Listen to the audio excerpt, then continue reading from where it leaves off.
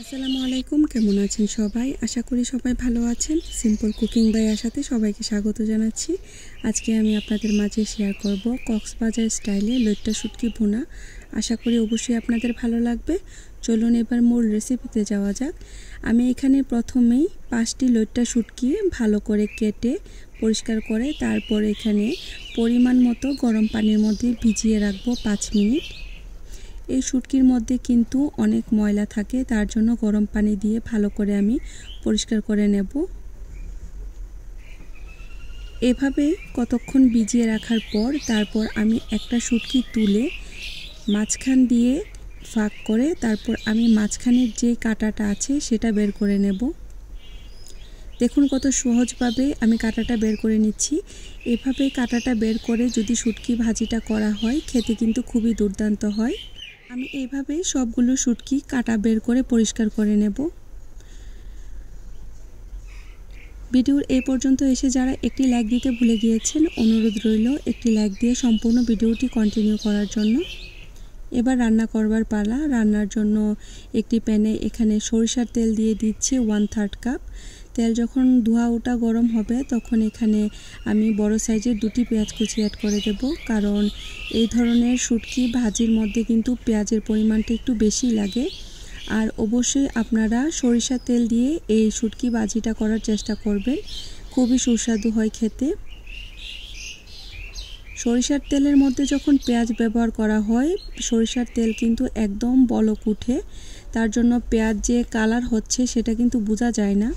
তার জন্য কিছুক্ষণ নেড়েই কিন্তু দেখে নিতে হবে যে পেঁয়াজটা আসলে কি পুড়ে যাচ্ছে কি না। তার জন্য চুলার আঁচ মিডিয়ামে রেখে বারবার নেড়েচেড়ে কিন্তু পেঁয়াজটা ব্রাউন কালার করে নিতে হবে।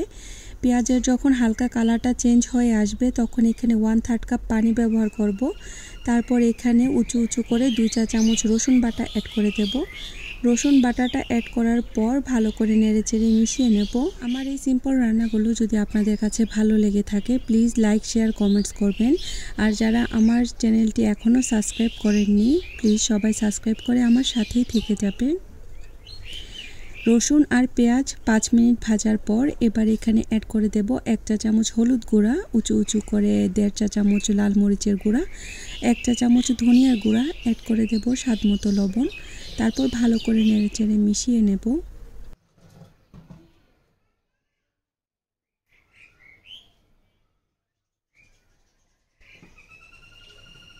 সব মশলা অ্যাড করার পর ভালো করে নেড়েচেড়ে মিশিয়ে নিচ্ছি। এই পর্যায়ে ভালো করে মশলাটা কষিয়ে নিতে হবে। মশলাটা যত ভালো কষানো হবে রান্না কিন্তু ততই টেস্টি হয়। 5 মিনিট মশলাটা কষিয়ে নেবার পর এবার মাঝারি সাইজের একটি টমেটো অ্যাড করে দেব। টমেটো অ্যাড করার পর ভালো করে নেড়েচেড়ে আবারও মিশিয়ে নিচ্ছি। তারপর ঢাকনা দিয়ে ঢেকে রান্না করে নেব 5 মিনিট।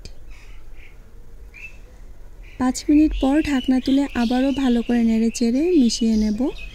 আপনারা যারা লইট্টা শুটকি খেতে পছন্দ করেন, এভাবে শুটকি ভুনাটা খাননি, একবার হলেও বাসায় ট্রাই করে দেখবেন। আশা করি অবশ্যই আপনাদের খুব ভালো লাগবে। মশলাটা ভালো করে কষিয়ে নেবার পর টমেটোটা যখন 50% সেদ্ধ হয়ে যাবে তখন আমি এখানে অ্যাড করে দেব শুটকি। লইট্টা শুটকিটা অ্যাড করার পর ভালো করে নেড়েচেড়ে মিশিয়ে নিচ্ছি। এই পর্যায়ে কিন্তু চুলার আঁচ মিডিয়াম থাকবে। আমি যে কাঁটাটা পরিষ্কার করে নিয়েছি তার জন্য কিন্তু শুটকিটা যখন খাবেন তখন কিন্তু একদমই কাটা হবে না, রান্নার পরেও কিন্তু খেতে খুব ভালো লাগবে। এ পর্যায়ে এখানে অ্যাড করে দেব আস্ত মাঝারি সাইজের একটি রসুন। এখানে আমি দেশি রসুনটা ব্যবহার করছি।